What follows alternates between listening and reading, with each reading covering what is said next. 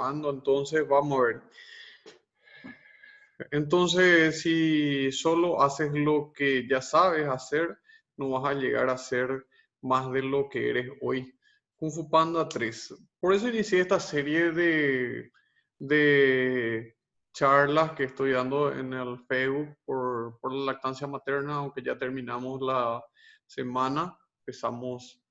Terminamos la semana de la lactancia materna, pero quiero cerrar estas ideas que fui exponiendo en las otras charlas, ¿verdad? Me vuelvo a presentar, soy el doctor Santiago Miranda y bueno, continuamos hablando de lo que es la lactancia materna y la importancia. Hoy sí es relativo a lo que serían las complicaciones que van surgiendo de la alimentación del lactante, ¿verdad? Como son la alergia a las proteínas de la leche de la vaca y también lo que es la intolerancia a la lactosa que la gente confunde mucho y quiero dar una idea de lo que sé que de repente puede ser útil para todos, ¿verdad? Desde mi casa, entonces, vamos a desarrollar un poquito este tema hoy. Entonces, todo va bien con el niño hasta que aparecen de repente estos, ¿verdad? Que son los pañales sucios de nuestros bebés con materia fecal un poco alterada. Esta materia fecal del recién nacido es interesante hacer mención que cómo va evolucionando. En el recién nacido, cuando es textualmente recién nacido, en sus pocas horas, elimina una materia fecal oscura, negruzca, que es pegajosa. A eso se le conoce como meconio. Posteriormente al meconio, el bebé va desarrollando una materia fecal que es un poco más líquida y amarillenta, es color oro y explosiva. Generalmente la mamá concurre al consultorio y te dice que su bebé está en este momento con diarrea y cómo es la materia fecal, te dice, toma tití, hace caca, toma tití, hace caca.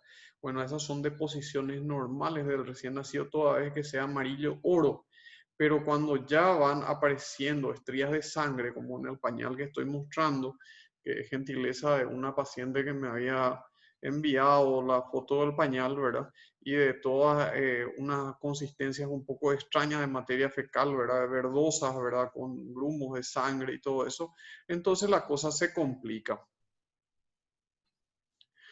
Para entender un poquito qué es lo que está pasando acá, entonces tenemos que ver qué es lo que va pasando dentro de nuestro niño. Como habíamos hablado en las otras charlas, nosotros tenemos que la lactosa va descendiendo la lactosa, que es el azúcar que está presente en la leche, va descendiendo por el tubo digestivo, va al intestino delgado y todo eso, y no va degradándose de repente como debe de ser, o faltan enzimas, o de lo contrario, un intestino inmaduro, o esas cosas. Entonces llega una fermentación dentro del intestino, esto crea también se junta con el agua que va y aumenta el peristaltismo del intestino, los gases, y después termina en una diarrea realmente con inflamación de todo el tracto digestivo del niño. La enzima que va a degradar la lactosa se llama lactasa. La lactasa, ojo con esto, empieza a producirse dentro de los enterocitos lo que es el recién nacido en el feto, ¿verdad? Entre las 26 y las 4 semanas inicia la actividad, llegando a su máximo al fin de la gestación. Y su máxima actividad alcanza en el periodo neonatal y decae posteriormente, progresivamente en la vida adulta. Esto explica muchas cosas, ¿verdad? La lactasa, entonces, cuando nosotros tenemos un bebé que nace prematuro, generalmente tiene déficit de lactasa. Entonces, al tener déficit de lactasa, la leche es con más dificultad absorbida. Entonces, por ese lado, entonces tenemos niños que tienen mayores trastornos intestinales, ¿verdad? También otra cosa que nosotros somos los únicos animales prácticamente que consumimos leche fuera del periodo de lactancia, lo cual hace de que nos cree muchos problemas en la vida adulta porque cae la actividad de nuestros enterocitos para la producción de lactasa. Entonces, la leche nos aventa o tenemos problemas de digestión, nos cae pesado o como diga nuestra gente, ¿verdad? O nuestros pacientes. Este déficit de lactasa, como dijimos, puede ser de muchas causas, ¿verdad? Pero principalmente en el lactante, el enterocito tiene algún problema o de repente no está, ¿verdad? ¿Qué es lo que pasa con el intestino de nuestro bebé?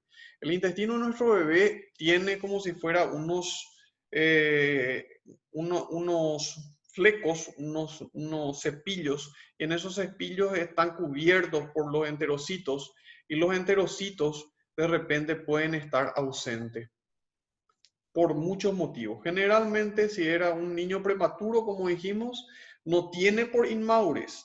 Posteriormente tenemos los niños desnutridos también. Los que están desnutridos también nos forman las vellosidades como tiene que ser.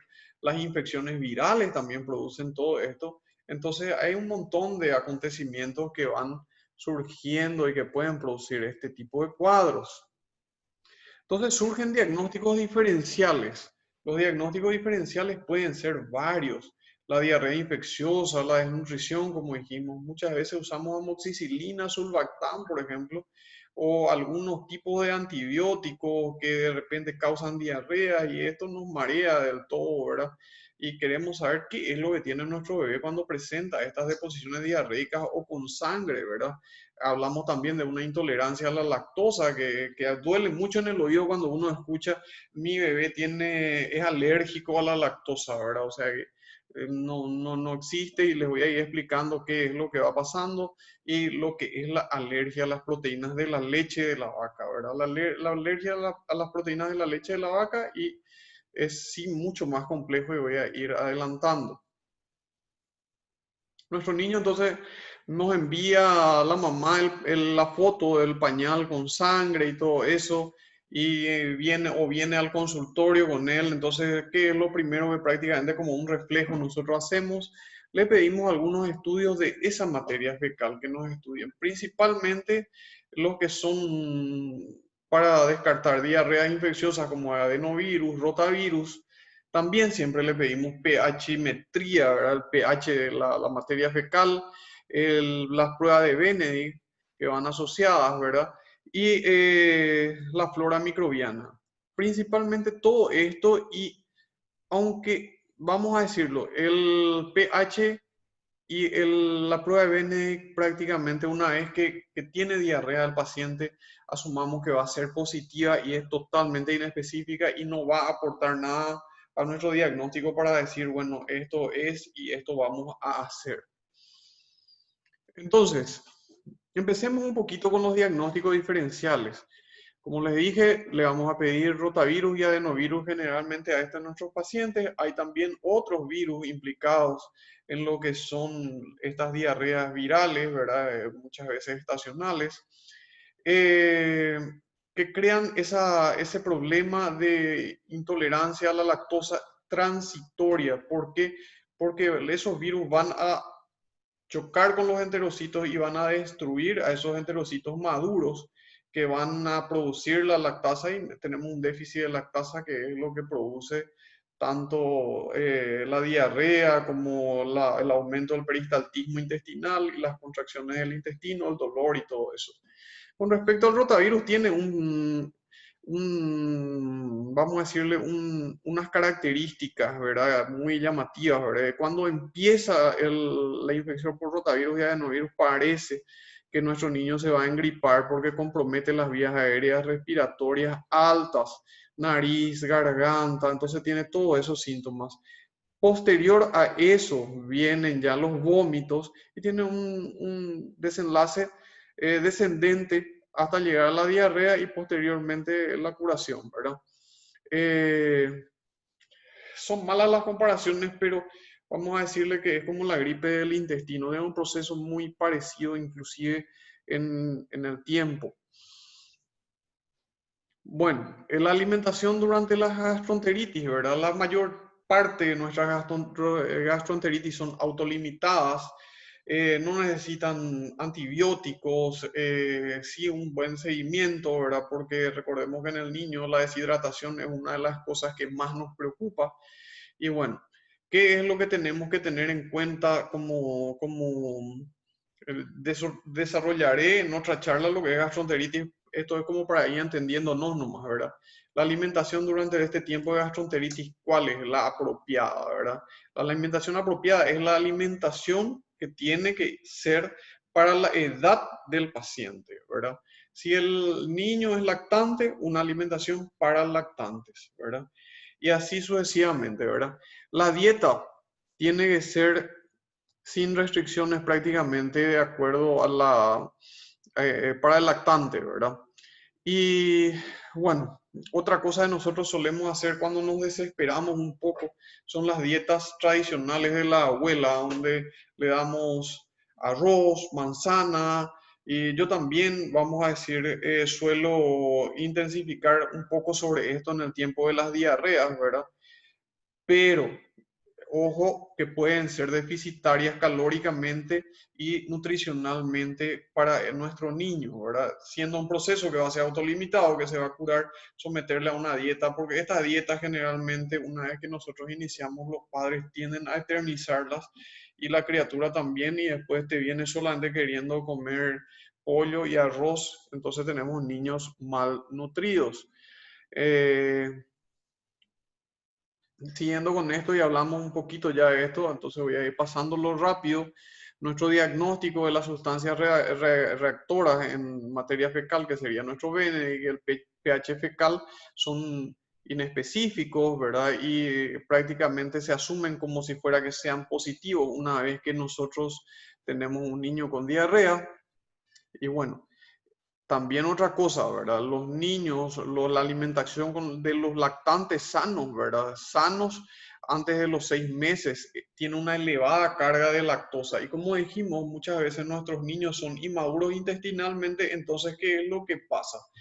Toda la lactosa que le damos no puede ser absorbida. Entonces, esta lactosa fermenta, esta lactosa crea deposiciones blandas y vamos a decirle, se elimina por materia fecal como una pequeña diarrea y esto es lo que da nuestro BNI positivo y nuestro pH fecal positivo, vamos a decirle acidez, ¿verdad? Una cosa muy frecuente en el consultorio es que la mamá también te consulte porque tiene toda la región perianal muy asada porque son materias fecales muy ácidas, ¿verdad? Bueno, entonces hablemos primero, hablemos después de lo que es la intolerancia a la lactosa. La intolerancia a la lactosa es, vamos a decirle, congénita, ¿verdad? Primaria, es muy rara, ¿verdad? Está escrita en los libros, ¿verdad? Pero es realmente muy rara y era mortal antes de tener fórmulas modificadas totalmente sin lactosa, ¿verdad? Y eran realmente formas que complicaban mucho y que se detectaban tarde y los niños llegaban desnutridos, hipoglicémicos y con muchas, según la literatura, con muchos problemas, ¿verdad? Hoy en día contamos tratamiento para esto, ¿verdad? La hipoplasia al prematuro, como dijimos, ¿verdad? Un niño prematuro, ¿verdad? De 30 semanas, tratando de alimentarlo con leche totalmente entera, con alto contenido de lactosa, es complicado. Puede producir inclusive la alimentación rápida, puede producir enterocolitis. Por eso es que nosotros con estos niños les sometemos en la terapia intensiva y en la sala de neonatos, ¿verdad? A una alimentación trófica, que le llamamos, ¿verdad? Que son pequeñas cantidades de leche materna, ¿verdad? Que van madurando ese intestino y lo van preparando para la alimentación. Y la intolerancia a la lactosa primaria de comienzo tardío, que es la del adulto, que es la menor producción de lactasa por los enterocitos que va a ir a medida que uno va pasando los años, ¿verdad? Va decayendo esa producción y va a producir mala digestión en el adulto, ya sería, ¿verdad? Bueno, con respecto a esto, nosotros podemos hablar un poquito de que hay pruebas de elección, ¿verdad? Cuando nosotros hablamos de intolerancia a la lactosa, eh, podemos ver que hay en los niños mayores, ¿verdad? Hay instrumentos hoy en día que miden la cantidad de hidrogeniones que el paciente expira y da resultado positivo, vamos a decirle, a un mal tratamiento de lo que es la lactosa y de parte del intestino del niño, ¿verdad? Por supuesto que esto al recién nacido o niño menor de 2 años prácticamente no le podemos hacer, pero los niños mayores o adultos inclusive pueden someterse a esta clase de estudios que son de expiración, ¿verdad? Se respira en estos tubos y esto te mide. Esto vienen unos resultados, ¿verdad? Que te miden cuánto de la lactosa vos toleraste y cuál es tu pico de intolerancia a la lactosa, ¿verdad? Esto sería en el último de los casos, que sería la baja producción de lactasa de estos niños, ¿verdad? O del adulto. Pero vamos a decirle, eh, los preparados de fórmula sin lactosa para el niño menor, ¿verdad? Tienen maltodextrina, ¿verdad? O polímeros de glucosa, ¿verdad? Que son preparados artificialmente, ¿verdad? Estos preparados sin lactosa se justifican en el niño que tiene, vamos a decirle que tiene, que no, que crea problemas, tiene muchos problemas intestinales de repente, ¿verdad? Y en el adulto no, porque el adulto y el niño mayor de 3 años, su alimentación es en base a otras cosas, ¿verdad? No es prioritariamente lo que sería la leche. La leche pasa a ser un segundo elemento. También tenemos en el mercado esto, ¿verdad? Que es las leches bajas en contenido de glucosa. Entonces, ¿qué es lo que tienen estas leches? Se le añade encima lactasa.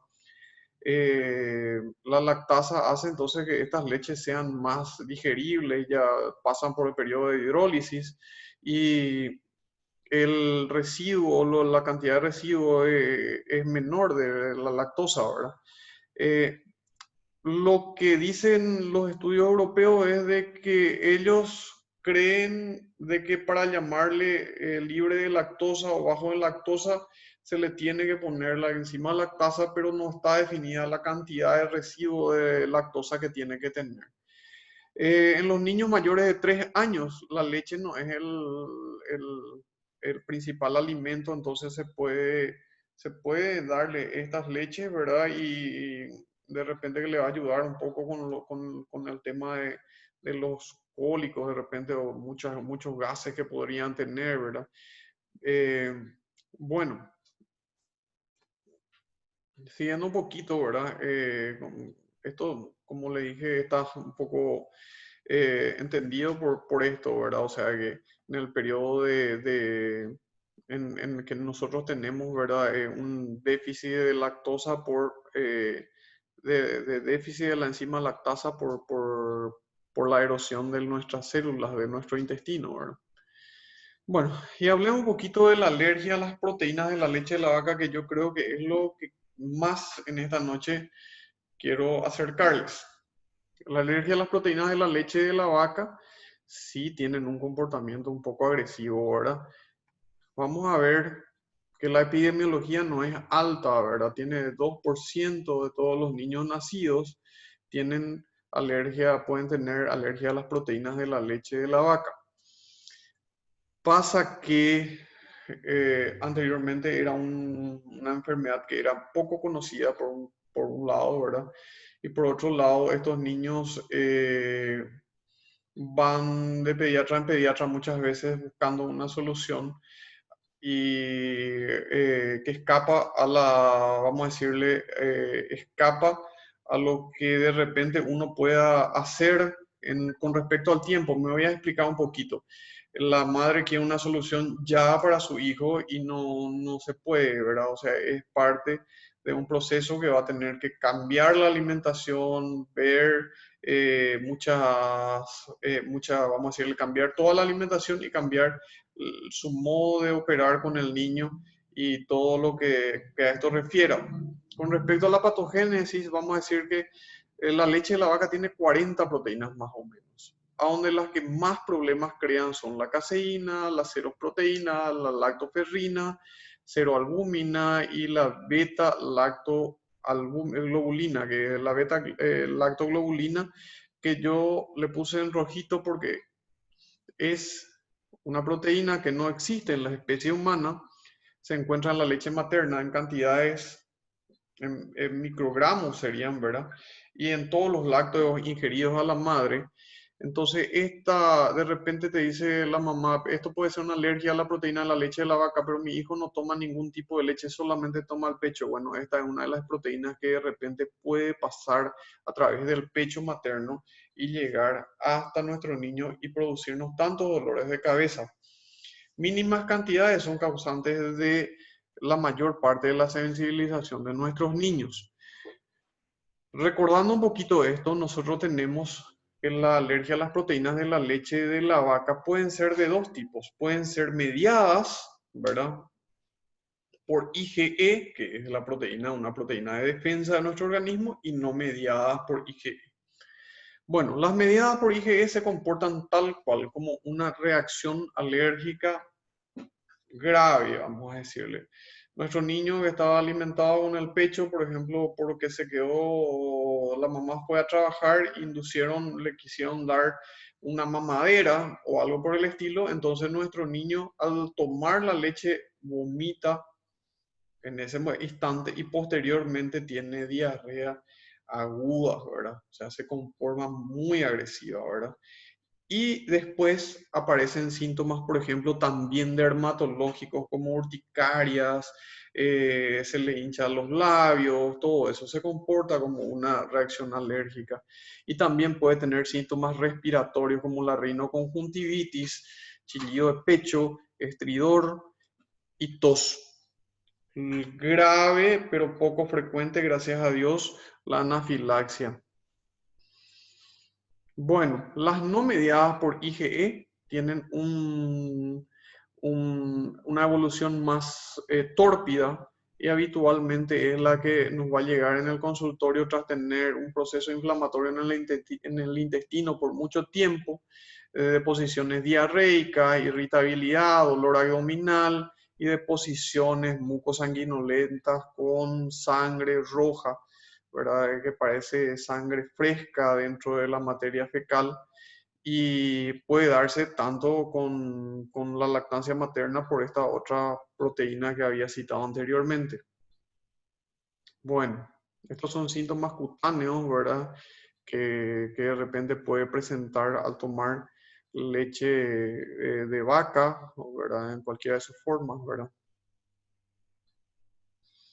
Bueno, ¿cómo empezamos nosotros a estudiar esto? Muchas veces la mamá lo primero que quiere es un examen de laboratorio y a donde nosotros tenemos que insistir mucho es en la historia clínica, que la mamá te cuente cómo le está alimentando al bebé, si está tomando leche materna exclusiva, si es que le incorporó algún tipo de leche de suplemento, ¿verdad? Leche maternizada en cualquiera de sus formas, ¿verdad? Y eso principalmente, ¿verdad? El tipo de reacción que tuvo nos va a decir más o menos si es que es dependiente de IgE o no dependiente de IgE, ¿verdad?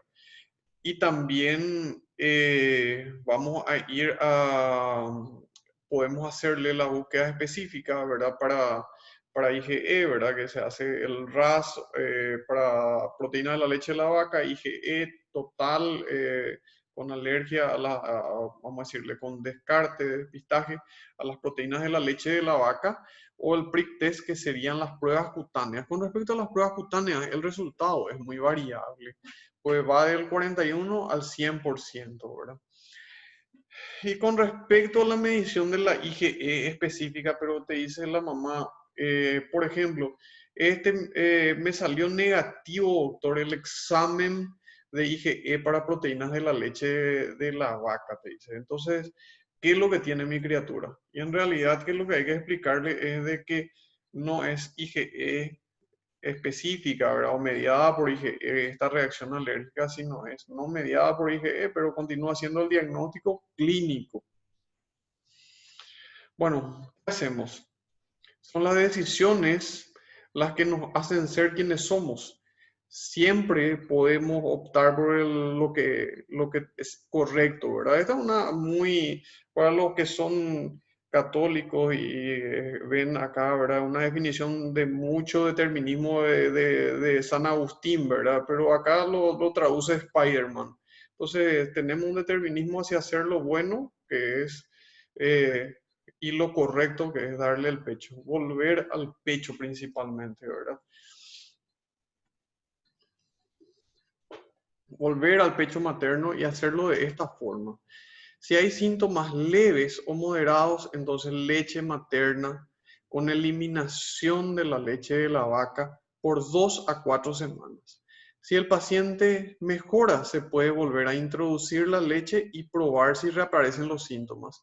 Y si no mejora, es un paciente que vamos a seguirle con el especialista y todo eso.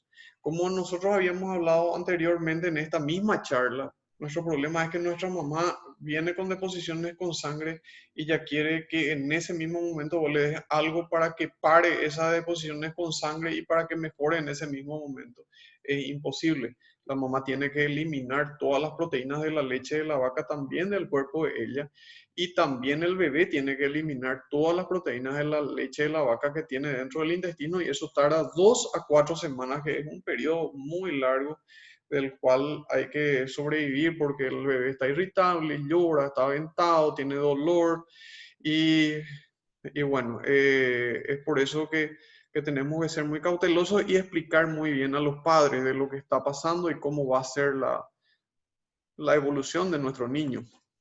Bueno, entonces según nosotros vimos, pecho materno a libre demanda hasta los 6 meses, no, principalmente no leche suplementada de ninguna forma a nuestro bebé y si es que se puede, generalmente le sacamos también la leche a la mamá y todos sus derivados, ¿verdad? Ni para el niño ni para la mamá, por la proteína que pasan a través del pecho materno.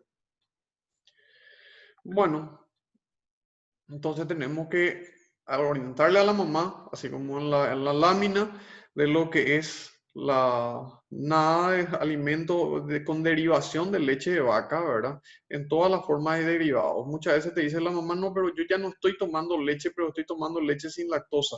La leche sin lactosa tiene proteínas de la leche de la vaca, entonces no puede darse. Tampoco la semidescremada, la descremada, el yogur tampoco, las cremas, todo lo que tengan chocolates comerciales, cereales, quesos, porque esto todo tiene leche. También hay una cosa, las proteínas de la leche de soja, las lectinas o la soja misma, tienen un grado alto de cruzarse con la leche de la vaca. Las proteínas de la leche de la soja se parecen mucho a las proteínas de la leche de la vaca, entonces pueden reaccionar también. Eh, si con esto nuestro bebé no mejora, vamos a prohibirle también a la madre, infelizmente, todo lo que sean carnes elaboradas a base de lo que es vaca, ¿verdad? Todo lo que es embutido, todo lo que tenga proteínas, también de la soja, ¿verdad? Todo lo que sean productos de pastelería, ¿verdad? Porque esto también tienen proteínas de la leche de la vaca y otras leches también. Esto también de repente es muy frecuente en el consultorio, por eso les voy a citar, ¿verdad? Los pacientes te dicen, no puede utilizar, no puedo darle leche de cabra, por ejemplo, ¿verdad? O no puedo darle leche de oveja, o bueno, en fin, todas estas formas también tienen gran similitud con la proteína de la leche de la vaca y hay que recordar que la mejor leche para el niño es la leche de su madre.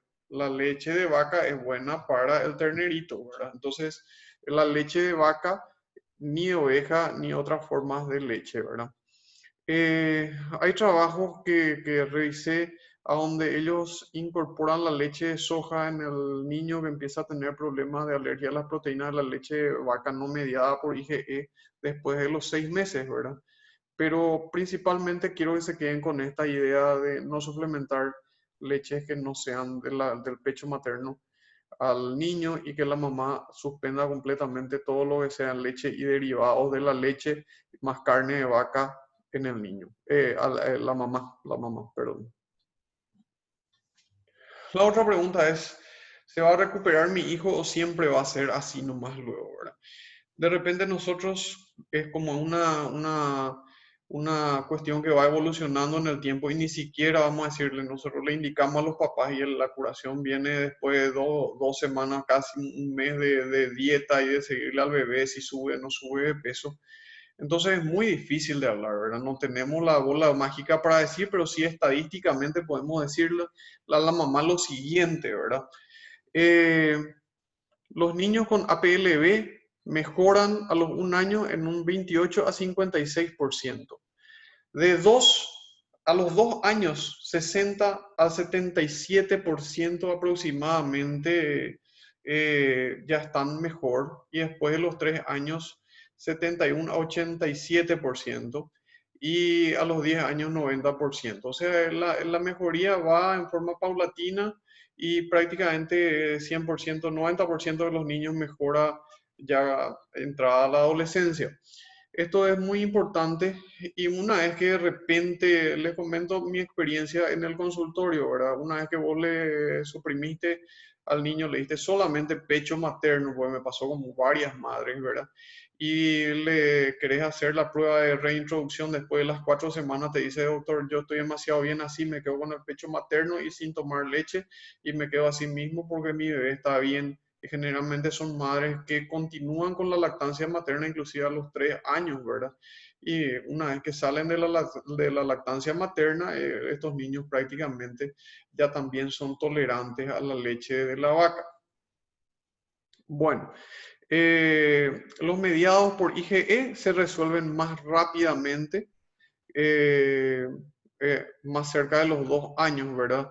Y los no mediados son los que tienden a extenderse un poco en el tiempo. Aproximadamente la mitad de los niños con APLB desarrolla alergias a otros alimentos. Esto también quiero relatarles en el consultorio, es muy clásico. La criatura con alergia a las proteínas de la leche de la vaca, yo creo que sí hay que estudiarlo y principalmente su relación con las alergias al huevo, por ejemplo, por las reacciones a otras alimentos, porque inclusive es muy atendible porque la alergia al huevo es algo que nos va a trazar también un nuevo esquema de vacunación en el niño, ¿verdad? Entonces, las alergias cruzadas con otros alimentos también hay que ir estudiando y ir haciendo un seguimiento. Es un niño que va a estar atado a nosotros un tiempo para seguimiento, pero con un buen pronóstico. Eso es lo que quiero recomendarle. Generalmente es multidisciplinario, por eso el manejo de estos niños le ve el pediatra, le ve también el nutricionista, el pediatra que se encarga de nutrición, gastroenterología infantil. Tenemos un colega que viene ciertos días al Alto Paraná o algunas veces cuando no había pandemia le mandábamos a otra colega, FOS, pero también es muy útil el aporte de ellos y derivar a estos pacientes para tener siempre una segunda opinión cuando no vamos bien, entonces es muy importante, ¿verdad? Y hace a todo lo que es nuestra profesión, el manejo conjunto. Bueno, es muy importante también esto para que encontré en unos trabajos diseñados anteriormente, que cuanto más se cocina la leche, se desnaturalizan las proteínas de la leche de la vaca. Entonces su potencial alergénico también disminuye. Entonces hace que cuanto más cocinada esté la leche, sea menos dañina para el niño. Principalmente, ¿para qué les digo esto? Encontré esto, ¿verdad? Que es la escalera de la leche. Generalmente el niño llega a 2 años y la mamá no quiere saber nada de darle ningún tipo de alimento en base a leche ni nada porque estamos bien, ¿verdad? Y bueno, queremos iniciarle la reintroducción. Primero tenemos que hacerle la IgE, yo pienso, como pediatra, ¿verdad? Para ver si es que este niño es potencialmente te va a hacer una alergia grave a las proteínas y vos le puedes llegar hasta una anafilaxia. Entonces, si descartaste que nuestro bebé tiene una IgE negativa para proteínas de la leche de la vaca, entonces reintroducimos la leche.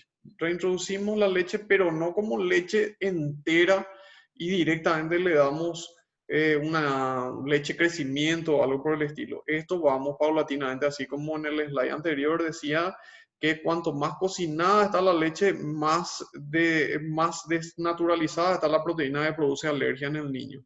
Entonces empezamos con los pancitos que tienen un poquito de contenido de leche. ¿Y cuánto le damos? Le damos una vez a la semana o cada 5 días, aproximadamente 5 a 7 días, y vamos, posteriormente te toleró eso, comió bien, no hubo problema, y vamos aumentando, prácticamente, si vamos a calcularle una semana a cada cosa, llegamos a una lasaña, por ejemplo, casi a los 2 meses de estar introduciéndole, ¿verdad? Y al yogur o queso prácticamente a los 3 o 4 meses de esta reintroducción de la leche en forma progresiva, ¿verdad? Eh, bueno, y era esto lo que quería decirles, ¿verdad? Eh, Hay otras cosas que me quedaron en el tintero, ¿verdad? Y como una nueva forma de explicar esto y no les veo y no hay palabras tampoco, ¿verdad? Preguntas, entonces me pasé algunas cosas, como por ejemplo, ¿qué hacemos con la mamá que no puede dar pecho porque tiene un problema de HIV o algo, ¿verdad? Y aparece también una alergia a las proteínas de la leche de la vaca. Nosotros utilizamos hidrolizados de leche, ¿verdad? Que las leches pueden ser leches hidrolizadas, ¿verdad? Semi-hidrolizadas, y vamos probando esas leches. Generalmente usamos la hidrolizada total, ¿verdad? La hidrolizada total es una leche un poco cara nada más, ¿verdad? Y nuestro mercado es muy prohibitivo, ¿verdad? Prácticamente cuesta 400.000 guaraníes, ¿verdad? La lata, ¿verdad? Cuando hablamos de un recién nacido pequeño está bien, ¿verdad? Pero nuestro lactante a los 1 año toma muchísimo y prácticamente encarece mucho si este tratamiento que podría ser gratis si es que podemos darle solamente el pecho, ¿verdad? Y o de lo contrario, si es que tenemos algún problema de que nuestra madre entró a terapia o está gravemente enferma y nuestro niño está con alergia a las proteínas de la leche de la vaca y tenemos que darle algo, tenemos que darle leche hidrolizada, ¿verdad? Bueno, y eh, voy a alzar esto y muchas gracias. Estos son los pancitos con los cuales que en realidad, siendo sincero, no sabía que eran, ¿verdad? Los biscuits. Eh, para nuestra cultura es un poco extraño darle el nombre a estos pancitos de leche, ¿verdad? Y con esto empezamos la reintroducción según el material que encontré de a poquito a nuestros niños, ¿verdad? Y muchas gracias por la atención y espero que les haya gustado.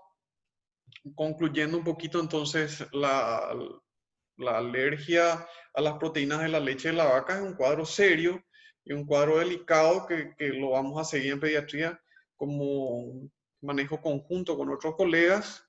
Lo que es la intolerancia a la lactosa, eh, vamos a decirle que son fenómenos transitorios y que pueden aparecer en el transcurso de las diarreas y todo eso, y que van a ir resolviéndose solas, ¿verdad? O por la desnutrición o por otras cosas, ¿verdad? Eh, y no son la misma cosa, principalmente eso. Vamos a redondearlo como la intolerancia a la lactosa como una condición y la alergia a las proteínas de la leche de la vaca no es una condición, sino sí ya es un trastorno, una patología que hay que tratar y tiene su forma de verla y que es muy frecuente. Hoy en día me pasó como anecdotario que yo le decía a los papás, pero no tenés que pensar de que tiene alergia a las proteínas de la leche de la vaca tu bebé, si es solamente 2% de todos los recién nacidos. Después me di cuenta que estaban viniendo prácticamente todos, porque hoy tenemos grupos de redes sociales, entonces todos los pacientes estaban viniendo porque yo les hacía el esquema de tratamiento, entonces todos venían a mi consultorio y prácticamente mi estadística se alteró un poco, que la mayoría de los pacientes que estaban teniendo eran portadores de alergia a las proteínas de la leche de la vaca. Y bueno, muchas gracias y buenas noches.